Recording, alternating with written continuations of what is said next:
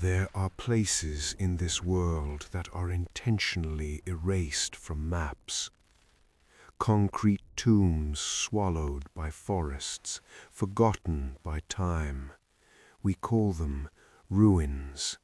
We explore them to feel the temporary thrill, convinced that the dead past cannot harm the living present. But some doors are welded shut for a reason, not to keep trespassers out, but to keep whatever is inside from getting out.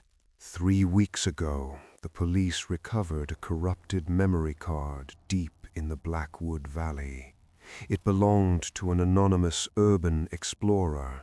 The footage it contained was never released to the public until tonight. The video begins with the rhythmic crunch of dead leaves. The cameraman is alone, his heavy breathing distorting the audio as his flashlight cuts through the thick, choking fog. He approaches a massive rusted steel hatch embedded into the side of a rocky hill, an old, forgotten subterranean fallout shelter. The heavy iron door is cracked open, groaning under the pressure of the mountain wind. He slips inside. The descent is slow. The camera shakes with his nervous, unsteady footsteps down a spiraling, cracked concrete staircase.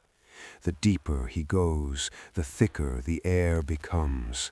The audio begins to pick up a faint rhythmic static, like a heartbeat made of electricity. At the bottom of the stairs, his flashlight illuminates a long, incredibly narrow corridor. The paint on the walls is peeling like dead skin. At the end of the hallway sits a single, heavy vault door. It isn't rusted like the entrance. It looks terrifyingly new. He approaches it. He reaches out, and the heavy metal handle squeals as it turns. The heavy door swings open into pitch blackness. He steps inside. The flashlight beam sweeps across the room. It's not an armory. It's not a command center. It's a shrine.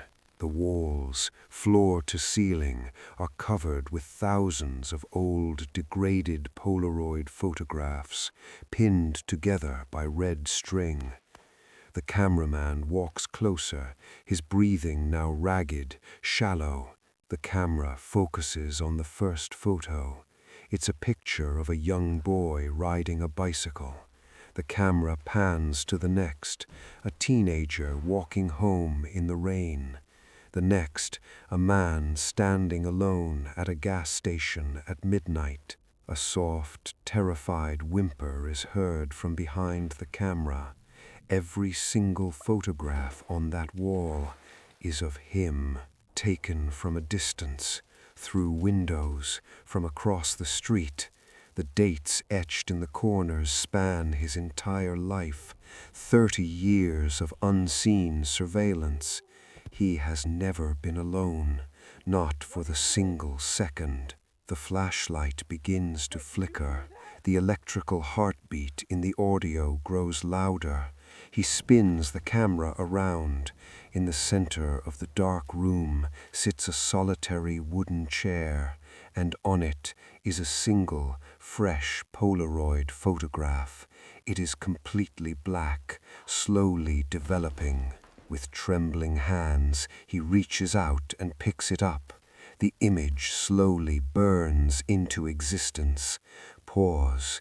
It is a photograph of him, taken from directly behind, standing exactly where he is right now, holding a photograph in his hand. From right behind the cameraman's ear, a dry, rattling breath is heard.